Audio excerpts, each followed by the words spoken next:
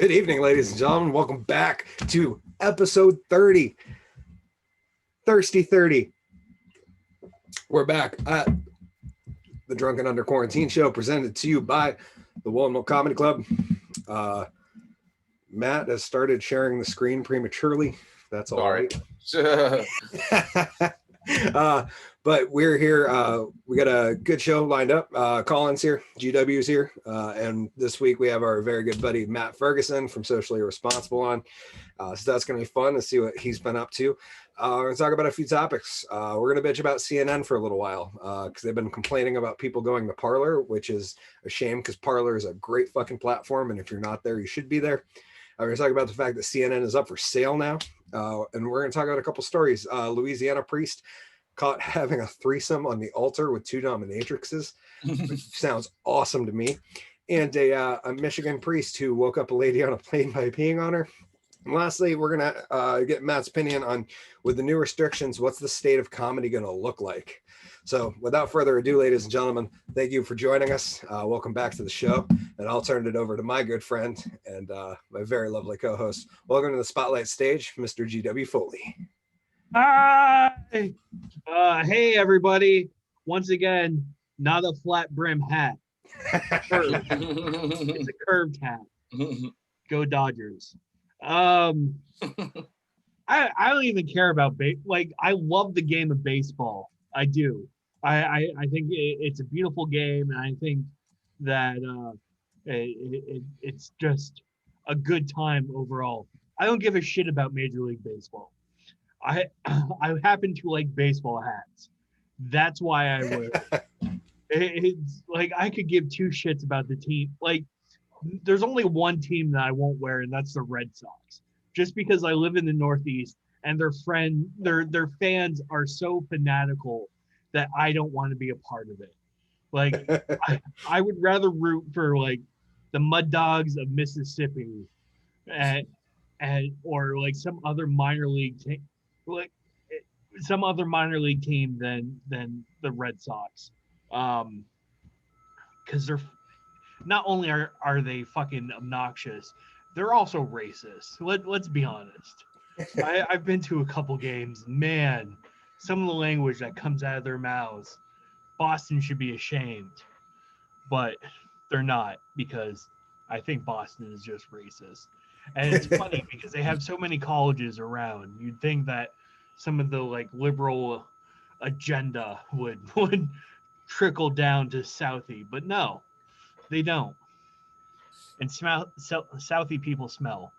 I'll just say it right now. Unless you're from Southie, then I'm sorry. Please don't stab me. Yeah, I was saying that I actually support a couple local minor league teams with my hats. The only problem is I can't wear them because the brim is green and it conflicts with my green screen too much. So all you would be seeing is bricks on my forehead, which I know enough people want to throw bricks at my forehead. I don't actually need them placed on there. I got to see some friends of mine this past weekend, which was awesome. We totally illegally met in an undisclosed location, so I could do a college project, and it was really awesome. And it was weird hugging somebody. Like I haven't seen these people, and they're really close. Like, I'm really close with them, and I hugged them because that's what you do with people. And it was weird at the moment where I'm just like, I shouldn't be doing this. This is how you get COVID. Like, this is like the same like feeling when I was in middle school and we learned about STDs, and I was afraid to even shake a girl's hand for a while because I figured I'd get crabs. like it's the same feel. Like, you could be like, oh, don't worry, I've been tested, and I would still be like, I don't know, how long ago was the test? like how many other people were you hugging beforehand? And yeah, well, it was good. My one problem was I was taking photos of these people, and I was having equipment issues, which is I don't know when I'll be able to get together with these guys again to do more photos. So I was freaking out, and I just had a moment where I was just like, fuck it. If they don't come out, they don't come out, right? Like that's the positive outlook. And then I also said, I'm paying how much money for this course, and if this course does, if I fail this course, I'm gonna be really super pissed. So yeah, I don't know. That's been kind of my week. Uh, let's turn it over to Colin, and let's see how his week's been. Oh, JW, my boy. How are ya? It's been a week. I'm broadcasting from beautiful Brooklyn right now. Getting ready. I'm gonna fortunately not be able to be on the entire show. I'm gonna be listening to it though while I'm driving. For some reason, I can't zoom in while on the road. They need to figure that feature out. So I'm going back. Happy 30th quarantine episode. Who would have thought 30 episodes later we would still be quarantining? Gotta go get the test, gotta go do the whole thing. Which brings me to my first point. Let's take Christmas off this year. Let's just go ahead and say we're taking Christmas off. I know a lot of people are excited about it. I'm not, because 2020 really hasn't existed for me. So it's like this weird like twilight where it was like the holidays and it was like, oh, there's this thing called COVID-19. And then for the rest of the year, we just quarantine. And then all of a sudden it's like, da da da da da da da ba, ba, ba, ba, ba. And Christmas music, although I do enjoy it, is probably the worst, isn't it? Like there was literally like a 2 maybe decade period where people wrote prolific Christmas music, and then they were like, that's enough. That's enough Christmas music. We can just listen to that for the rest of time. And now these idiots want to start playing it in October. It's like we've got like at best like 2 weeks worth of music, okay, for Christmas. And you guys are trying to play 2 weeks worth of music over like 3 months. That's why Mariah Carey's song was such a big hit. All I Want for Christmas. She wrote one new Christmas song and it blew everybody's mind. They were like, holy shit, a new Christmas song. Like, it's just absolutely ridiculous. So I would say just take Christmas off this year. I think that a lot of people this year are feeling like they haven't been that productive. I think this has been a hard year to feel like you've been productive. But in reality, nobody on this planet is productive anymore. If you don't believe me, just look at the city of Petra in Jordan. You know what I mean? These people, they carved the most beautiful buildings into the side of a cliff. Like nobody today is doing anything like that. At best, like what do we accomplish? You know what I mean? Like the Venetians, they turned a muddy lagoon in Venice into some of the most beautiful basilicas the world has ever seen. Piles of mud. We are not amounting to shit in this country anymore, or in the world really, and that's why I think that's why we can just literally be like, we can do nothing, and it's really not that much of a difference from a lot of people's lives. Like, you just dial it down, do less. It's like, we can do less. I can definitely do that. It is a bummer. I think a lot of people are bummed about this holiday season. My advice to everybody this holiday season, and I don't know why more people are probably not saying this, but just go get a COVID test. Go get a COVID test. There's plenty of free and available COVID tests all over the country right now, and just get the tests, and then so you're not feeling like you might be killing your grandparents or something like that this holiday season. I'm really bummed to see like sort of the way everything's going right now.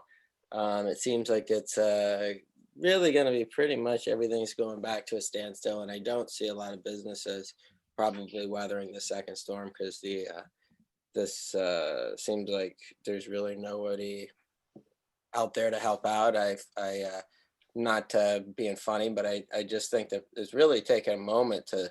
It's bewildering. It's becoming normal. Improv Boston, it just announced that they're closed. There's it just seems like more and more Creek and Cave and LIC just announced that they're closed. So I think it's very sad to see like so much closing and really not seeming like it's like if anybody was thinking, is there going to be help? It doesn't seem like there is going to be help. So I say, like, if you're sitting there and you're waiting for the help coming, the help ain't coming. You know, it's so I don't know. And I miss this stuff because, you know, New York is such a fun place when it's functioning well, because you get to see, like, you go out to dinner and you see people like that are clearly on their first date, you know, because when people are on their first date, it's the only time that you'll see a man like paying attention to what the woman across from him saying or like, trying to be articulate. Like, I'm listening to you. Yes, yes. Yes, this is a date, you know. Like, they just see like a man just sitting there talking, trying to explain like what they do. Like, you gotta so what I do, I'm a readjuster. I readjust, and it's really interesting, you know. That's what I do, and you just seem fascinating. And that's like the first date, always so painfully obvious. I love the first kiss. First kiss is awkward. You can see the first kiss at like on the ice skating rink, Rockefeller Center, or like in the park. I love the first "I'm getting it on" kiss. That's a really great one. You can see that usually at Union Square Park almost any night of the week. That's the really passionate, making out like crazy in public. No one does that when they're in a relationship. When you're in a relationship, no one passionately makes out in public anymore. That's like that is a first date or second date move, or third date, or whatever date you feel is appropriate to make out like crazy. That is up to you. Gotta say, I don't have much more than that. This week's been a blur. But yeah, what are you gonna do? We had some really wonderful programming lined up for the next 3 months, and it looks like we're gonna be taking a hiatus from that now, as per the Vermont Health Department protocol. So you know, reporting live, we we will see you on the other side of this thing. But that's my week in reflection. I'm really bummed I'm not going to be on the show tonight because there's so many wonderful topics to discuss, and I always love spending time and talking with Matt. So I'm really bummed. But unfortunately, if I don't make some moves, it'll be past my bedtime. Gotta do what you gotta do, man. Yep. It's great to see you, boys, and I would like to introduce our next performer, which is the reason it's the star of the show, and the reason why we all tune in here every week. Ladies and gentlemen, without further ado, Hickory, the drunk and underwhelming. Thank you, Colin. Thank you for being here. I'm bummed as well that she can't be here the whole time. And I just wanted to say that I make out the most passionately on my Tinder dates. That's doesn't matter if it's the first or the 50th. Anyways, this week I got a clip for you guys, and I got to admit I was hammered as shit when I did this, and I put a crazy filter on it, so this is going to be really fun, and we'll see if people like it. This is a little routine I like to call the cucks and balls.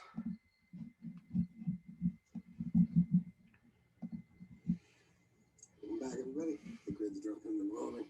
And I recently had a friend ask me, "Hickory, I've heard you like to play with your balls." And I was like, you know what? I would love to show you how effective I am playing with my balls.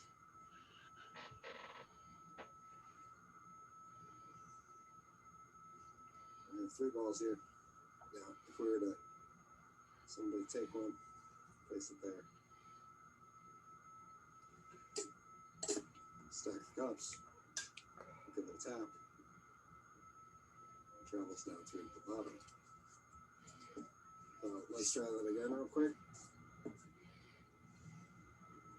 Ball out of the stack. Stack the cups. Tap like that. balls under the cup. You can't hear it. Okay, so one last time, and this time we're not going to go through the top. I know what you guys are thinking. You're thinking. So can you guys hear that? There must be a hole. Must be some type of hole in the bottom of the cup. Well, how's that just go through like that? But no, it's actually much more interesting than that. This time we're going to stack the cups. Take the ball. Put it under the table.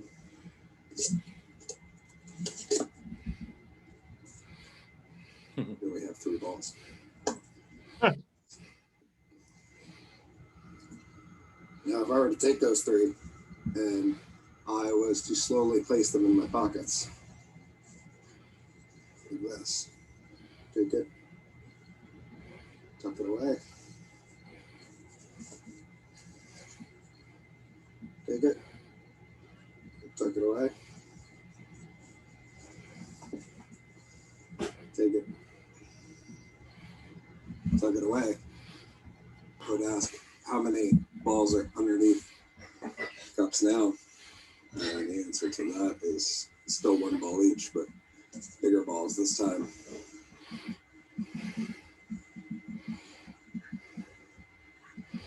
Which is why Hickory the Drunken Underwhelming balls are quite as large as they are.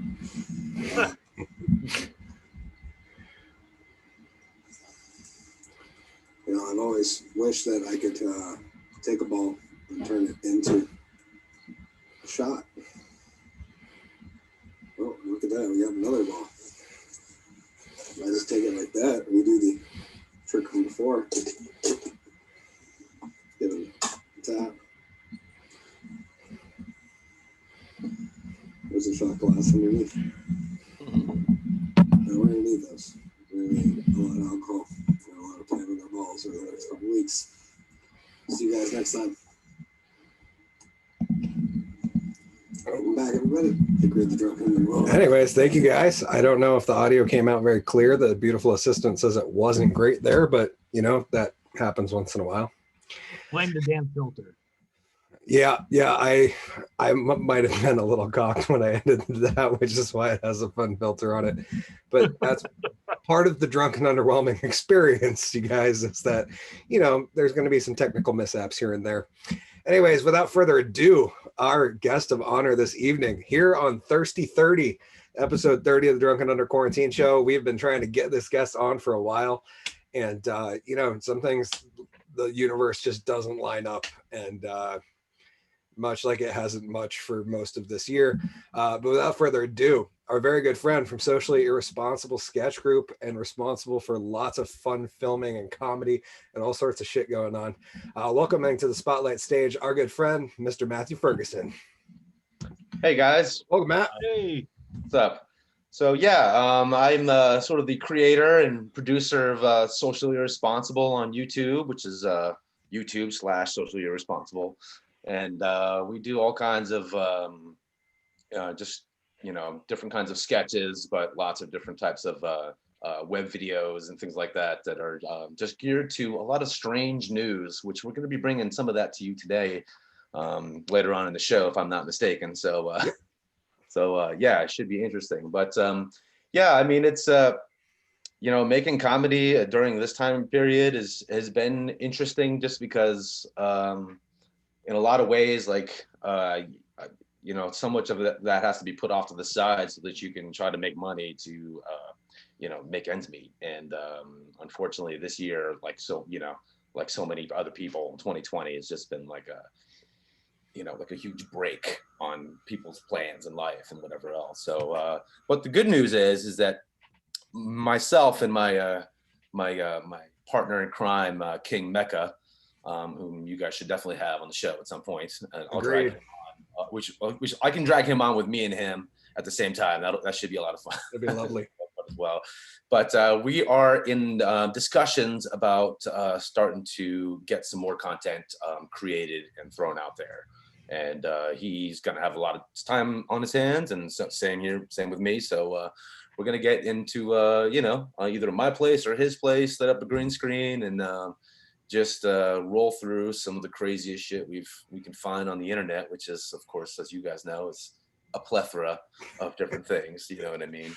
But it's funny though. It's like one of the things that we definitely do on our channel is we want to have fun, and we hardly ever make it like a political thing on purpose, because like there's so much comedy out in life that you can make fun of and laugh at or whatever else that has none of that edge to it. You know what I mean? And but when we do political things, because every once in a while we will do something here and there, like it usually has to do with the fact that there's either something ridiculous to make fun of, or there's some kind of other like ulterior message in the satire itself. You know what I mean? And that's something that I think me and Mecca both enjoy about producing comedy, especially sketches, because you can say a lot with a joke. You know what I mean?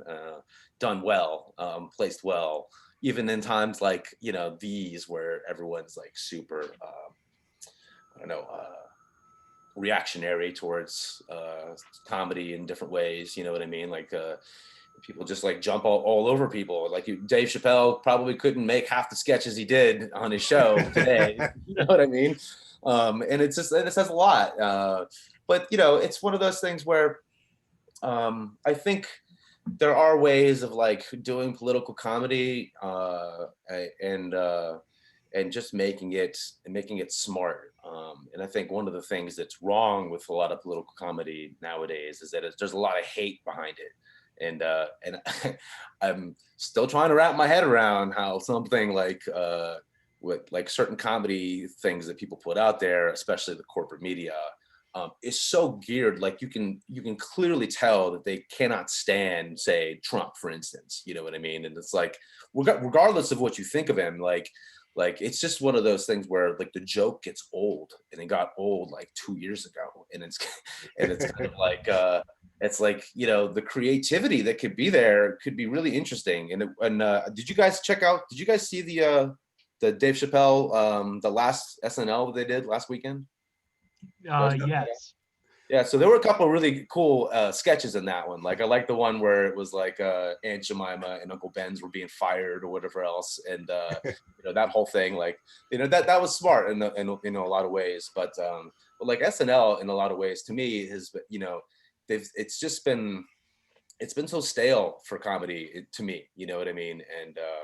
And it's nice to be able to go out and produce stuff that's just sort of like fun just for the sake of it. But like it would be nice to be able to like make fun of things without having the worry of the crazy repercussions of like a social media mob. But like even then, like we're our channel is still super small, and it's hilarious. We actually did get a video that went viral, and it got like almost, I think it's up to almost 10,000 views at this point. And it's hilarious because somebody must have posted the screen, like the title page that I have for the video, and they posted it on Instagram. And then from Instagram, that's where all these people came from. And it was a story with it's a web series called Off the Cuff, and this one was about it was this insane, totally crazy made up story on purpose to get people to come to this particular newspaper in Africa. But it was a story about how a baboon was raping all these men in Africa.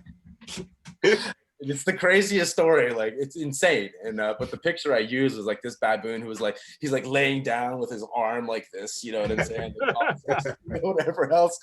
And yeah, so that clip, that one image got me like 10,000 views, all pretty much coming from Instagram, which is hilarious. And I'm not even on Instagram, which I probably need to get on Instagram. So, but anyways, that's probably good enough for me for now, I guess. And I'll turn it back to you. Well, thank you for joining us, Matt. It's great to have you here on the show. We definitely appreciate you coming out. It's been a while. As I said, things just didn't line up, and it's good to finally have you here, man. Damn stupid stars. Well, they never line up quite properly, even though Ryan's belt's a little crooked. But speaking of crooked, that'll be a great segue right into our first topic tonight, is that CNN lately and today was complaining that too many people are going over to Parler, which for those of you who don't know, Parler is a phenomenal app.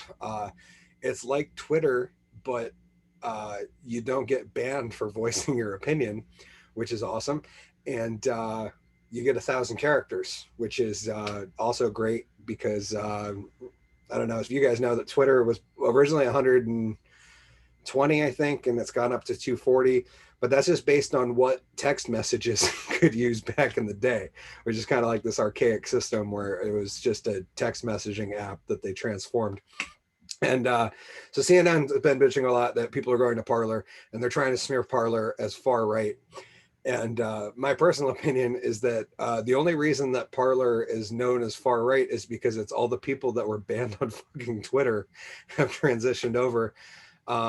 And first, I know G-Dubs, you're a Parler user yourself. I figured I would ask you your opinion on the mainstream media smear of an app that actually allows you to have a voice as opposed to Twitter, which if they don't ban you outright, they're going to put a fact check under everything you say. I think that it's stupid that they're smearing it because they're just going to get more people to it because they're going to be like, oh, hey, let's check out this Parler thing. Like if they really wanted to stop it and make sure that it wasn't growing or being posing more of a threat than Twitter, they would just not mention it.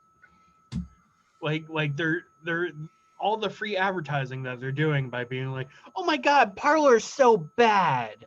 And that's part of the reason why I joined.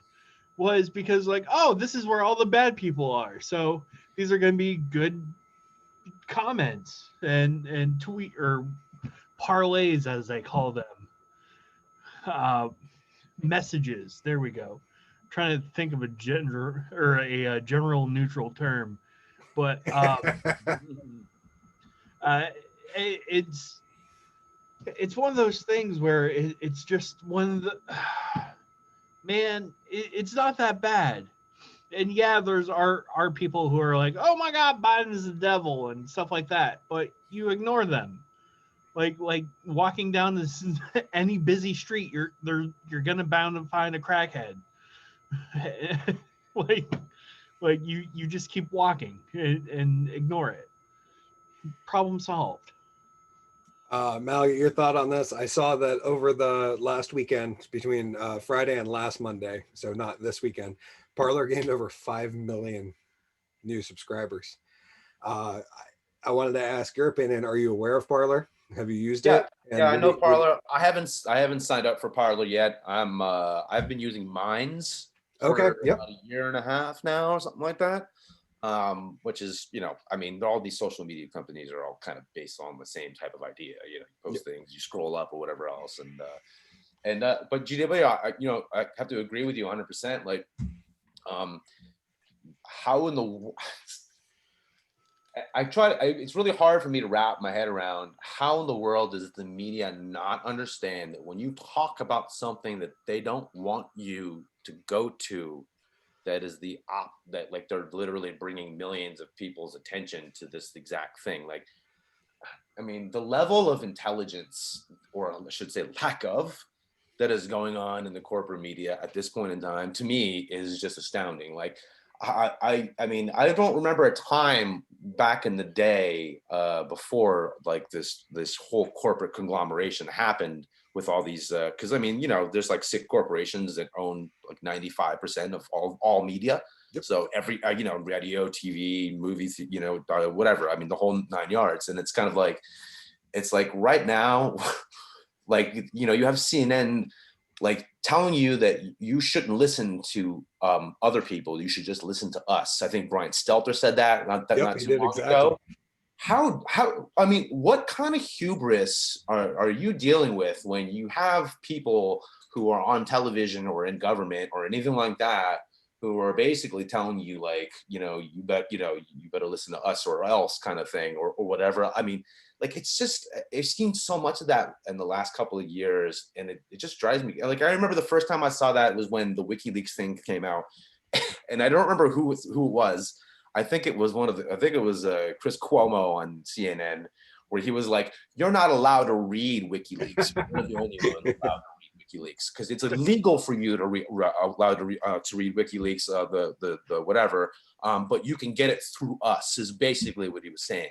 Like, saying straight to people's faces, like, we are gatekeepers. And I think that's like, I've always balked at that kind of thing in general, just because maybe it's just the American side of me. I don't know.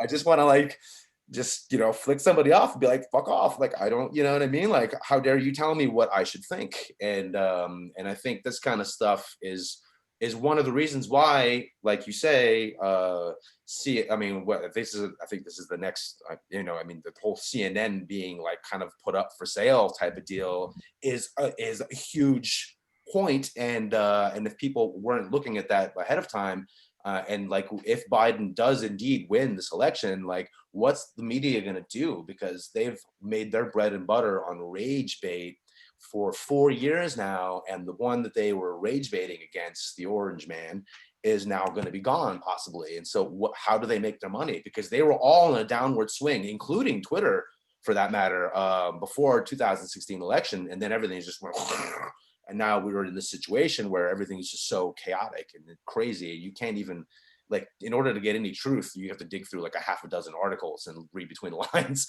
and like have to throw out stuff that you can tell is just like, okay, this is opinion.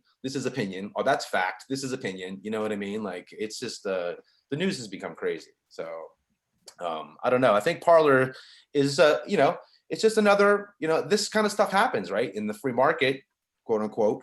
When people get locked out in certain spaces, they're going to create their own spaces. And it isn't funny. You have people on the left who are like, well, if you don't like it, then make your own space. And then they go turn around and complain, oh, well, you made your own space. Now you guys are all white supremacist or whatever else. I mean, I'm like, well, I mean, how do you, how do people, it's one of those things where like, if you don't like bend the knee in a lot of ways, it's, you know what I mean? Like you can't, they don't even allow you to make your own space. Like the hypocrisy is just, it's totally crazy right now. It's just wall to wall hypocrisy everywhere I look. And the funny thing is for me, it's like, it makes me laugh because like I've been watching this as a slow creep for like a decade and just like, I don't know what happened in the last 10 years, but I guess in a lot of ways, Americans definitely do have like short memories.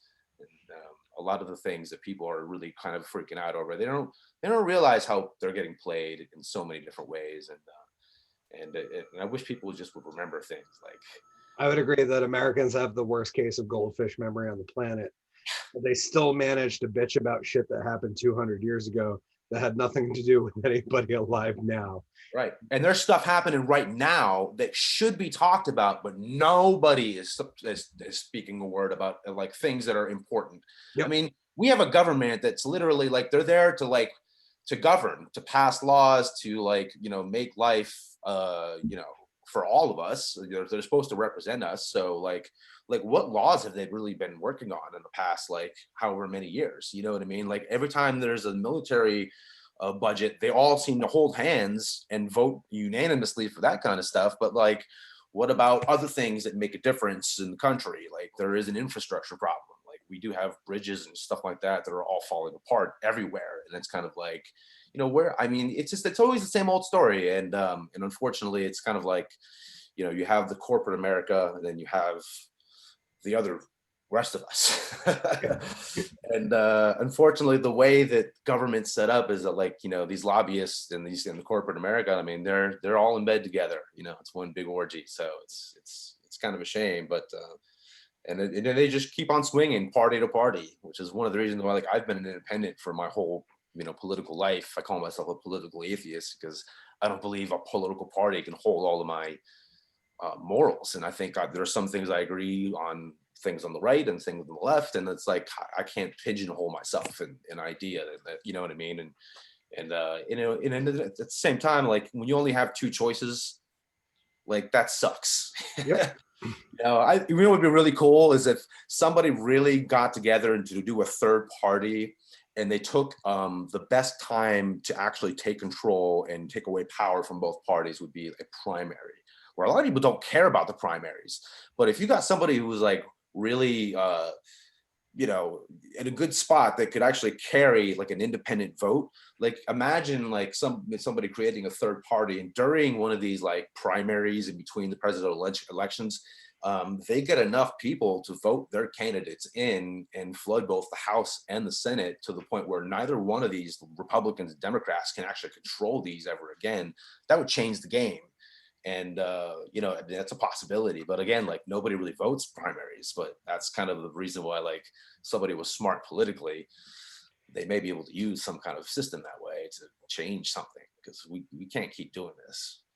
I would agree. That's a great idea, that the third party system doesn't work because basically because you have the establishment, which are both on both sides of the aisle. There's a what you know, what the Trump supporters like to call the deep state, basically, and they're a large selection of both Democrats and Republicans who are for power. Like, they don't give a shit whose name is on that power, but they're looking for the power, and they also tend to control the corporate media, or maybe not control, but they're working in line with them. Yeah, it's all incestuous. Yeah, which gives a really hard thing where hopefully with the rise of these other forms of media and these other apps in the next few years, that by the next presidential election, we could be looking at an entirely different political scene, which would be great, because it would be awesome if the rhinos and the dinos all died off. And we had younger politicians running that actually gave a shit about what their constituents thought, as opposed to whoever's lining their pockets, which would be awesome. Which will bring us over. And yeah, I agree that alt tech is making a pretty big dent right now. Between Parler, you mentioned Minds, also Gab, BitChute, Rumble. There is definitely large groups of alt tech that might shake things up by the next time we have a presidential election in this country, which would be fucking awesome. Because an establishment Democrat and establishment Republican going head to head. And part of me thinks that's why the media and everybody hated Trump so much, is because he wasn't a lifelong politician. He wasn't, although he may have his own issues with corruption and that, but he wasn't in bed with the Bushes and the Clintons and the Bidens and all those other families that are, you know, just part of the swamp, as they call it. We'll use that to segue over to our next subject, which is Matt brought up earlier. The CNN's actually for sale, which is great news, because I'd love to watch some billionaire buy CNN and just shut it down. That would be my dream if I was out there and I had like AEW money, or whoever's investing in them. I'd buy CNN and I would just turn it into a one-man show. I'd probably try to hire Tim Pool, and he would be the new CNN, and we just have this disaffected liberal talking about his views, and would probably do better than CNN does. But CNN's up for sale. I believe they're owned by AT&T and Time Warner, and they're trying to sell it because apparently AT&T is like 150 million or 150 million in the hole, and they're trying to recoup some of that cash so they don't, you know, have a total loss this year. I wanted to ask you guys, with CNN being up for sale, if you could buy it, how would you fix that broken ass network? We'll start with you, Matt. I mean, I would probably just bring it back to being a news organization. And that would be a phenomenal answer. Instead of an opinion organization, or like 24-hour opinion. Like I'm blown away that, like, when I was a kid in the 80s, I remember turning on the news and it was just like, this happened here, this person said this, you know, and that's, you know, whatever. And like now it's just you know, in the 90s there was I can't remember the name of the bill, but it's one of these telecom bills that was passed. I think it was early 90s or the very late 80s. I don't remember which one it was. I think it was early 90s. It was the reason why channels like CNN could be created.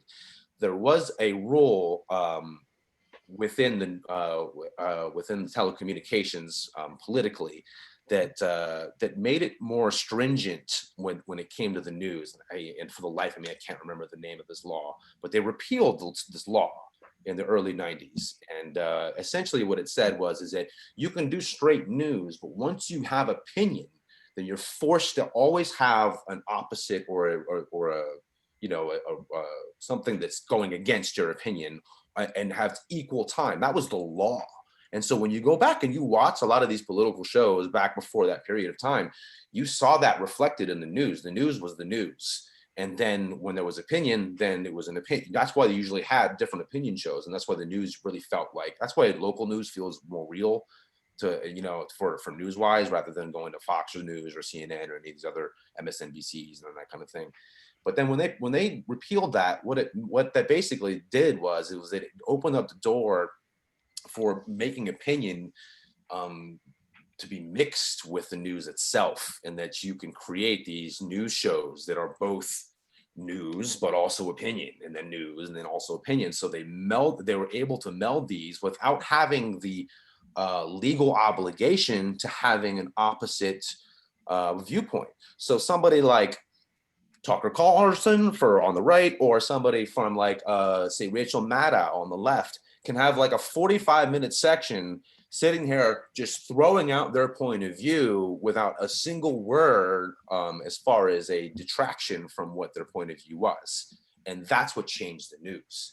And so it would be, I would personally, to fix CNN, I would bring it back as a news channel. But the larger question here is that back in the 90s, when the big one, which was really just part of the 80s big steamrolling corporate takeover over everything, when they repealed that law, it changed everything. And that's when you saw CNN and Fox News and MSNBC and the 24-hour news cycle become born, because they could sit here and mix all this stuff, and there was nothing that they're actually forcing them to actually challenge the kind of viewpoints that they were putting out. And that's the state of the news that we live now, in a hyper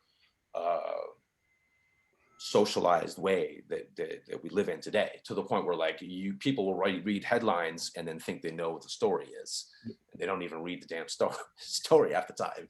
And I'm sure you guys have checked out, I've seen some of these tricks on Facebook, where it's some crazy picture and some crazy title or whatever else, and but once you click in it, it's just oh, now that you clicked in it, that this is fake and whatever else. And it's just to see, this is an experiment to see whether or not you would share this and immediately believe the headline, or you would actually take a look. So you know what I mean? It's so simple, and the way that people get played on the media.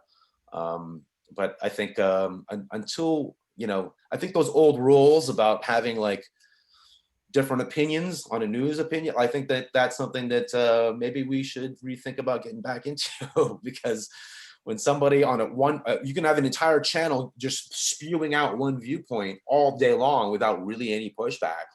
What is that other than propaganda? I was gonna say, even Jerry Springer used to have opposing viewpoints. He's just yeah, we're gonna bring on a Klansman, but we're also gonna bring on this social justice warrior type guy, and they're going to butt heads, and it made for great television. But it was actually balanced, even though the two sides were super far on both sides. Right. There was still this consensus where basically at the end of the show he'd conclude, hey, both these people are fucking crazy, which we don't have anymore. We just have one side of the argument.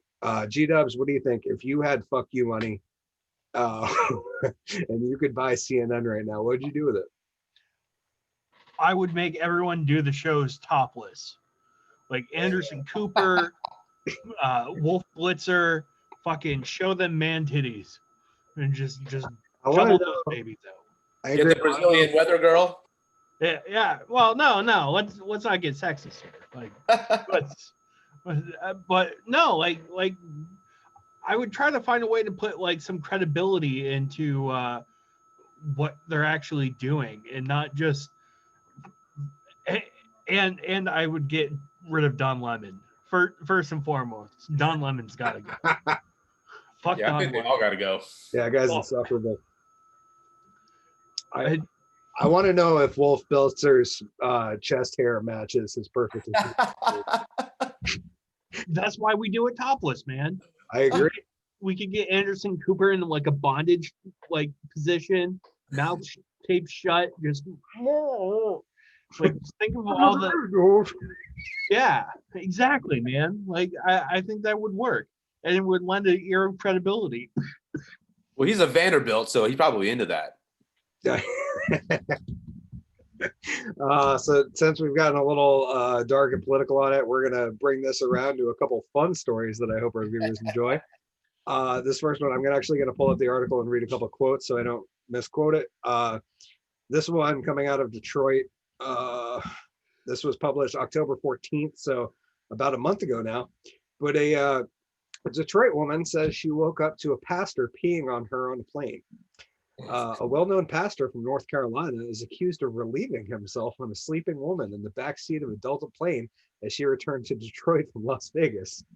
Alicia Beverly had just spent a great time in Vegas, which who doesn't have a great time in Vegas, and could not wait to get home Monday night. There was a red-eye flight. Pretty much everyone was sleeping, including her. Alicia says she was curled up in the back seat next to her sister when suddenly she woke up to the feeling of being urinated on, which is strange that she knew what that feeling felt like. Says, it felt warm, like on the side of me. I felt something warm, she said. And her sleepy haze right at eye level, she saw something very unexpected. She says, I jump up and I see his private area out and I screamed and that woke everybody up. By that time, I actually looked at him and I see him shaking himself off. And I'm like, this man just peed on me. I looked there and there was a puddle of pee on the seats, which is phenomenal. She screamed and got the attention of everyone on plane. And luckily, an off-duty officer who rushed over and restrained the man, who was a well-known pastor from North Carolina. According to sources, which is another media trick saying we heard this from somebody, but we're not going to reveal who it was. The pastor had an apparent reaction to a sleep aid. He didn't say anything the whole time he was standing there, Alicia said. She said she felt like she was treated like a bathroom. She sat in those wet clothes for several hours before landing at Detroit Metro. The pastor was taken into custody, but hasn't been charged yet as the time of this article, which was a month ago. So I hope something's happened by now. She said, she's filled with anxiety. She says, I left work yesterday because I couldn't stay, but I had to tell them why I needed to leave. It was a lot. My anxiety was really high, literally, because that's how people talk now. Since then, I've only gotten 4 hours of sleep, she said. She said she's grateful the officer was there to take charge of the pastor, something being done for his actions, and the pastor's camp, or we'd say his group, has not responded to any comment. Well, there was that other story that was linked underneath it. It was like the follow-up or something like that. So I think that was the follow-up. The first one I tried to link to, but it kept wanting me to sign in to read it. Oh, that sucks. So on that one, it says that the pastor admits that he has a proclivity of peeing on people. Oh, that makes it so much better. I mean, just crazy. I mean, what in the F? Like, really? This is just he gets a little bit of power and he thinks he's R. Kelly. Yeah. It went straight to his head. Yeah, the R. Kelly of Jesus. G-Dubs, what do you think? You would if you were peed on and it woke you up, would you know what being peed on feels like? As someone who has pissed on himself and woken up, yeah, yes, I would know that feeling. There's been multiple times where I've been like, oh shit, I just got peed on by me. Like, I don't know. Like, maybe if he was a hot chick, I wouldn't mind him getting peed on. Like that, you know. Like maybe some people like that. Like, I don't know where you're getting the anxiety from. Like, maybe this released something inside her going, I really like public urination. And this is her new kink now. And from now on, whenever she sees someone whipping their dick out in public, she kind of runs over and goes, like, piss on me. Golden showers. It could have woken up something sexually, I guess. It's a very real possibility. I realized through this story that I might have a priest kink. I don't know. Which leads, that one was a pastor. The next story is the priest. Oh, sorry. I get them confused because they're all kind of Well, it's like the media. I just assume it's all the same character saying a different word. We'll get into that. That's a great segue. We'll go over this one is about a priest from Louisiana who is caught. I'll just read the points from the article, so I don't read the whole one this time. But a Louisiana Catholic priest, 37, is arrested for recording himself having a threesome with 2 dominatrices on a church altar. The pinpoints of the story are that Reverend Travis Clark, 37, was arrested on September 30th over alleged sex act in his church. He allegedly had a threesome with dominatrices Mandy Dixon and Melissa Chang, who through further reading actually are adult actresses, I believe. The unholy trio was discovered by a passerby who noticed the lights on at St. Peter and Paul Roman Catholic Church were on after hours and called police. Dixon, 41, and Chang, who I believe was like 22, told officers that they were filming role play with Clark. They were arrested for obscenity charges because they were in view of public. After the arrest, Clark, who was ordained in 2013, was suspended from the archdiocese, which raises the question, is a closed church really in public? I mean... Well, apparently it wasn't closed because the lights were on and somebody walked in and witnessed it and then called the cops. So it's kind of like whoever this priest is, whatever the guy's name was, like maybe I think this is ridiculous what this guy did. Absolutely, like why would you become a priest if this is the kind of stuff that you do? You know what I mean? Like that's probably the most disrespectful thing you can do as a priest, so to speak. Yep. But like you didn't even lock the door. Like you left the lights on and you left the door open so anybody could just walk through, and they saw you and they called the cops on you because imagine you walking into a church and you see this like OnlyFans situation with these 2 dominatrices on the altar with a priest. It's just kind of like, I don't know. It's this story is just like out of left field for me. It's so crazy. That sounds like many a fantasy I've had, actually. I was gonna say I was gonna drop to my knees and praise hallelujah. Finally, a religion that works for me. Well, I mean, you know what? If I do a lot of like old school historical religious research and stuff, and like that's kind of the way it used to be back in those days. Like, it was about kind of, the religion was in the orgies, so to speak, and not in the churches and whatever else. Like, I'll also say that this priest must have been a very powerful one if it took 2 dominatrices to dominate him properly. That's my dream. I can't even work through half of one. I'm someday it'll take 2 to control me, but I don't know what the priest did wrong. Like, yeah, maybe like he didn't lock the door, bro. That's the crime. Yeah, I mean, honestly, like if he had locked the door, he wouldn't have been caught. You know what I mean? Like, what? Somebody found the video and realized that it was way too good of a porn set. Wow, this is highly accurate. Wow, they really invested on the set for this film. That's pretty incredible for this low budget production. Right, they're taking their OnlyFans thing to a whole next, new level. Holy fans. Holy fans. I was gonna say only prayers. We can. I think we could come up with a half a dozen names. I think would be, only prayers. Only prayers. Yeah. Yeah, I don't know. It's just it's nutty. Imagine walking into a scene like that though in Catholic church, like you know what I mean. That would you'd be like, It makes me wonder if there is a guy on OnlyFans making money like that, like just dressing up in a priest suit and doing the. Yep.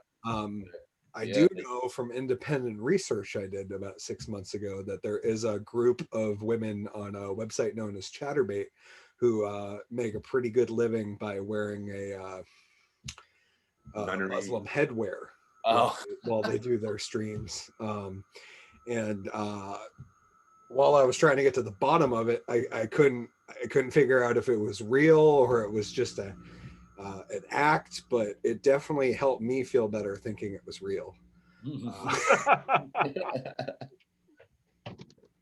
But it's just it ups the naughtiness level, That's the Well, yeah, that's because what we're we not need supposed right. to.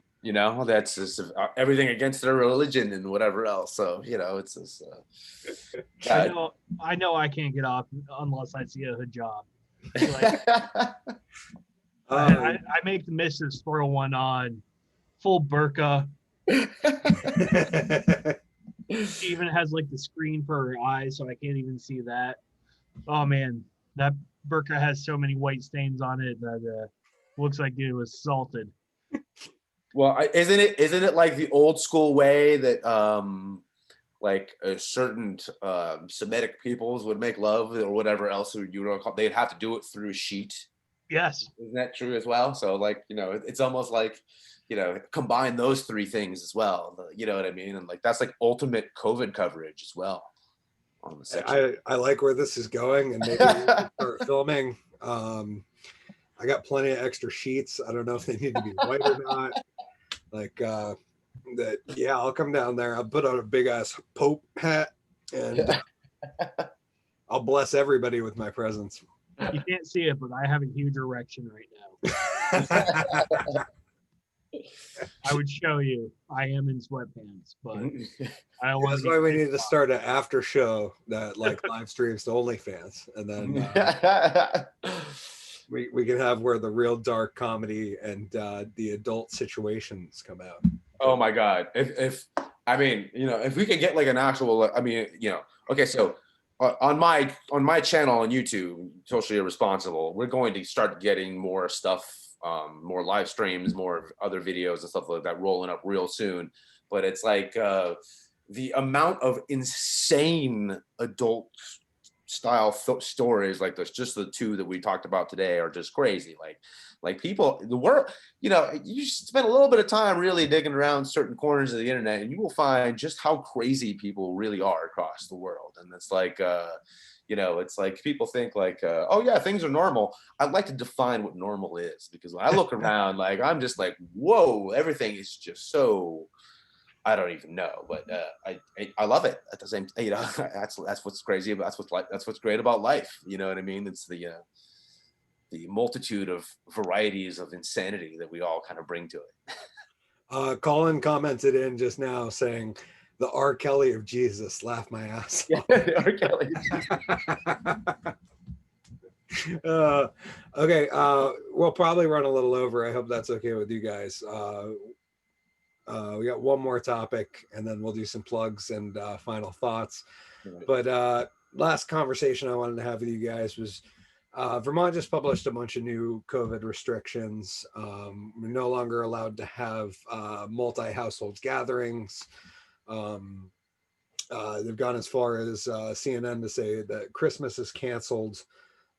Basically, they said Thanksgiving gatherings are not allowed, even if it was like two people that work together but don't live together cannot like get together for Thanksgiving under the new law or new guidelines. And I just wanted to say, and bring this show back to its original roots, and ask you guys, what do you think this means for the future of comedy?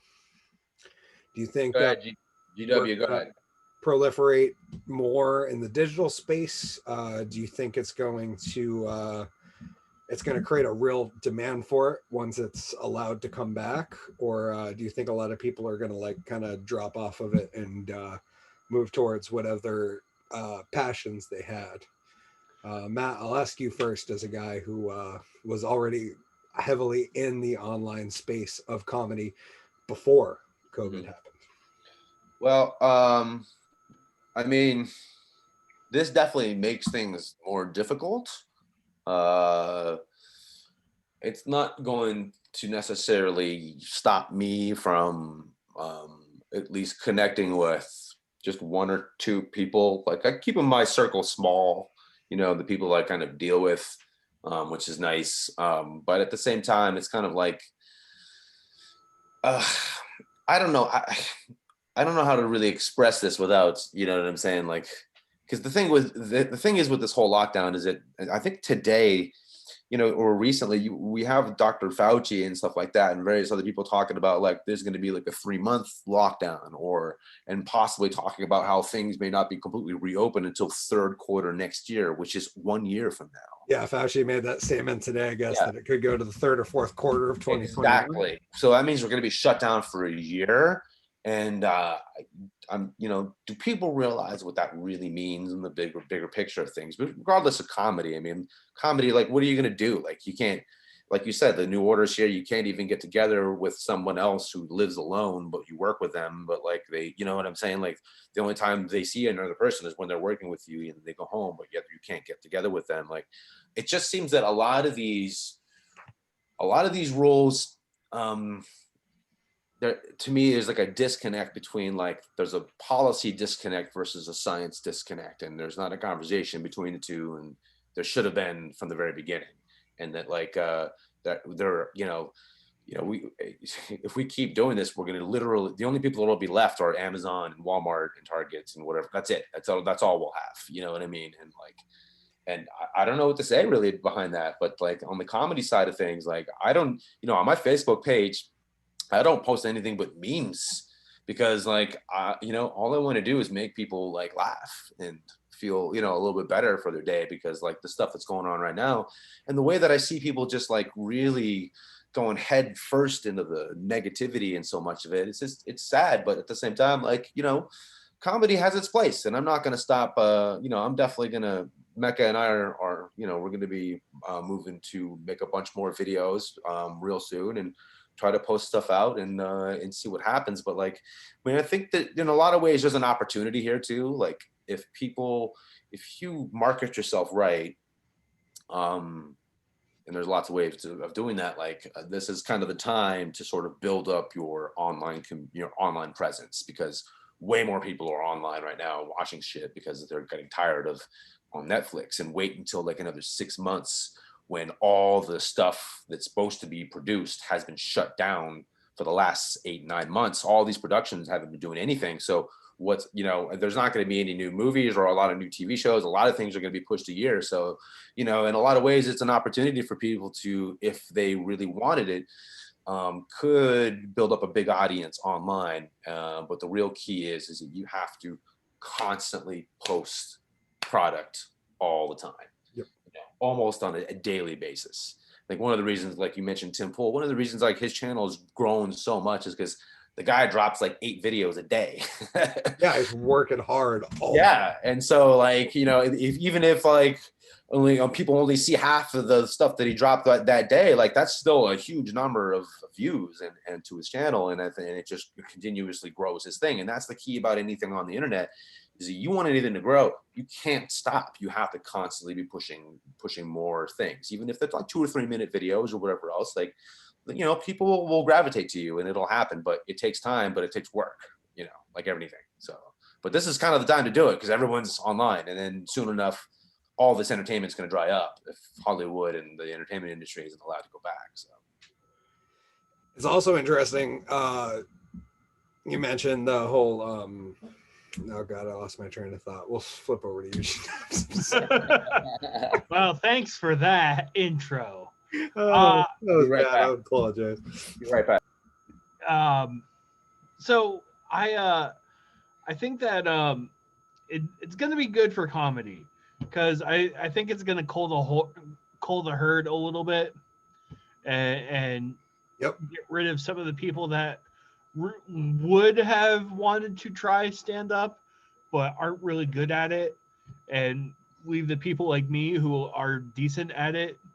I would agree that it would benefit people like you and I that are actually driven to go out and perform.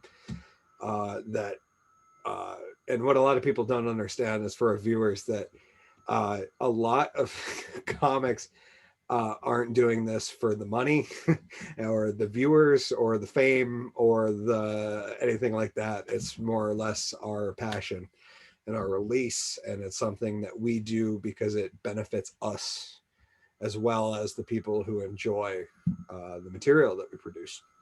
So I've always thought that comedy won't die because the people that do comedy aren't there because there's a paycheck involved. I think it could also be good that some of the corporate comedy might drop off some. Oh yeah. In that there's more people like Matt or you or I or Collen or Matt Vita or Will Papora or many of the guests that we've had on the show actually that are out there producing content all the time. And the more views we could take away from the Trevor Noahs and the big corporate comedians of our the Fallons and the Kimmels of our time, I think that's a win for everybody. Yeah, no, I agree. And I want to say I'm totally in it for the paychecks. That's the only reason. I was like, I'm gonna make so much money being a stand-up comic. I'm in it because I can go to shows and they'll pay me in beer. Yeah. That because that's really hurt the budget of the production of the Drunken Underwhelming shows. So if there's anybody out there who wants to sponsor the show and get some shout outs and some praise and wants to send us like, I don't know, a couple cases of beer a month, I'll put your fucking logo behind me. It'll be great. So please reach out. But yeah, I don't think comedy is going to die because people that do comedy aren't here for the money. They're here because they love it. And it's kind of like how I think a lot of industries are like that. And we're going to see very interesting things happen in the next couple of years if this drags out much longer for things like sports, where all of a sudden these teams won't be able to pay some guy $50 million to throw a baseball per year. Well, even so, I mean, like, imagine like how these companies aren't going to be able to pay people like you and me to even have a regular job because they can't even operate, you know what I mean? Or there is no economy to operate in.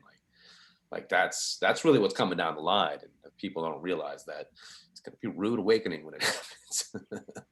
Yeah, back when these people are going to starve and you're going to have to go hunt your own food, wipe your ass with leaves. Right. I hope people are ready. I've done it. I'm an old Boy Scout, so, whatever. Who knows what could happen? It could be a real interesting year. With that, we're a little bit over, but I wanted to ask you guys, you got anything, G-Dubs, you have anything you want to get off your chest before we go? You got anything? I never thought I'd say it, but Andrew Yang was right. Let's do a UBI. Fuck it. At this point, we might as well. This country's so goddamn in debt that I think the only cure for our level of debt is if there's a revolution and we just start a new country and say, hey, you know what? That was America's problem. Yeah. Go ahead. We might get there. That was their debt, not ours. Exactly. We just gotta 1776 this bitch. And God, I hope we don't get kicked for saying that. But 1776 it, reinstall the Constitution as written and start over. Just be like, hey, this is what we got. This is our paper. We're gonna find a new Supreme Court. We'll find new governors, new leaders, and we'll have USA Part 2, and just not take responsibility for any of USA Part 1. Matt, is there anything you got to get off your chest before we get out of here? I guess the only thing I got to get off my chest is something like, enjoy the time you have with people that you live with and that you love as much as you can. And this is a crazy time period, a crazy year. People have lost family and friends and, things like that from this disease, but don't, to me, it's like, don't let that make that like your consuming fear. And because one of the horrible things I've seen is this thing has really changed people in ways that is psychologically just dangerous. And, you've got family members who are going after other family members, and like it's just things haven't in the last year things haven't changed that much, other than the fact that perceptions are all over the damn place. So like everyone should just like slow the roll a little bit, you know what I mean? Step back, remember what's important in life, and then accordingly, appreciate that shit, because you know what I'm saying, like the stuff that's coming down right now with all the new COVID rules, which is just gonna, I think, snowball across the rest of the country. Even though strangely, everyone always cites the WHO. The WHO was like, no, we should, like, lockdown should be the very last possible option. But like nobody seems to, like that's it. Everyone cited the WHO in the beginning, and now everyone's the ones who ignore that. So it's kind of like, okay, like here we go again. You know what I mean? Like it's just nothing is straight in this whole story since the very beginning. Nothing has been straight, and so it's like I'm not sure how anybody can just like with a straight face be like, oh yeah, this is the truth. Like, you know what I'm saying? Like everything's just up in the air. So do what you guys can. Just make sure your people taking care of yourself and your family and whatever else, because it's one of the bad things. Irony is on full display right now for those who are paying attention. Right? Even things like our projected president-elect saying we're going to rejoin the WHO, but we're going to go into a 6 to 8 week lockdown. Like those are incompatible views, my friend. I don't know what the fuck you're talking about. Yeah, I mean, there's nothing cohesive about anything that's going on right now. I mean, it is like pure chaos, and I makes me wonder like what is going to come out of that. You know what I mean? Like, but yeah, definitely 2020, man. I posted a meme not too long ago. It was like it was a Simpsons thing where it was the guy who was like slapping the back of his kid's head. And it was like 2020 was the guy slapping the kid's head who was 2012 or whatever else. And it's like, that's how you do an apocalypse. You know what I'm saying? The Mayans are 8 years off. Good. Right. Matt, any plugs you got to give out before we get out of here? Yeah, I mean, if people want to check out the comedy channel, it's YouTube / Socially Irresponsible, and our little insignia is like red with an SI on it. Yeah, I mean, we got sketches, we got all kinds of crazy web series. The 2 stories that we went over tonight, I'm probably eventually going to cover on our channel as well, the way we kind of do things. So, but if you guys want to check us out, we definitely have a different style of comedy, and we try to play around with different kinds of media. Pierre Vichon, who I know you have on many times. Oh yeah, we love Pierre. So he's been on our many of our shows as well, and we do one show called it's a fight night show. So it's Pierre and Mecca, and they're both like sports commentators. Yep. Usually people fighting objects. Yeah, the refrigerator fight made. Yeah, sometimes it's like governments fighting each other, which is actually pretty hilarious as well. But like they, it's all called like it's an actual boxing match type of thing. So it's fun. We try to have a good time. And what we're going to be, I think we're looking into doing really soon in GW and Hickory as well, if you guys are interested. We're going to be going and finding movies that are in the public domain. So nobody owns the rights to them. And we're going to redo the entire audio and soundtrack to the whole movie. So sound effects. Awesome. So we're going to rewrite a whole script for a movie and make it completely different and funny and whatever else. And I think the first one we're going to do is a Kung Fu movie, which is got a crazy story to it already. So it won't be hard. But if you guys are interested in doing some voiceover work and stuff like that, just having some fun, like you're definitely invited to come along with that. But yeah, we're going to be doing lots of projects like that in the future. So web videos and things like that. And with the overdubbing of the movies, we're thinking about maybe releasing that in like some drive-in movie theaters when the season comes back. Yeah, why not?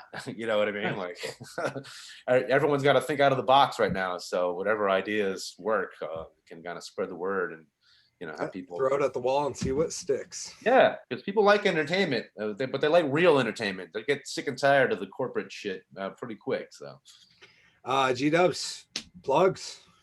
Follow me on my social networks at Fully Kills and Facebook, GW Foley.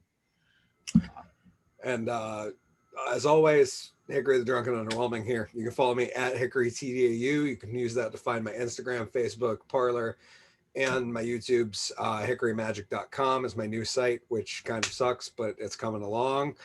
And guys, I want to thank you for being here. Collen, thanks for coming in early and and doing your part, sir. We appreciate it. We hope you're traveling safe. As safe as you can be traveling, because you are in a 65-mile-an-hour bullet traveling down an interstate with a bunch of other crazies out there. But, you know, don't think about that too hard, because it only makes you more nervous. Anyways, that's it for this week's episode. Matt, big thanks for having me here. We'll talk to you about having you on in the future. Would love to do it. G-Dubs, as always, my friend. It's beautiful to see you. And you keep that brim staying high, sir. But that's all I got for this week. Yeah, you know what? Next time I'll have Mecca with me. And Yes, he's we much more definitely entertaining. plan that. That would be a really fun episode. Yes. We'd love to have him on. I am Hickory, the Drunken Underwhelming. This has been the Drunken Under Quarantine Show, episode fucking 30, Thirsty 30, presented by the Woolen Milk Comedy Club. Please, all my friends out there, all the crazy political shit going on. If you are a conservative, please hug your liberal friend. And if you are a liberal, please don't spit on your conservative friend. And most importantly, I implore you to all stay safe, stay drunk, stay underwhelming. But most importantly in these times, stay fucking sane. Thank you so much, guys.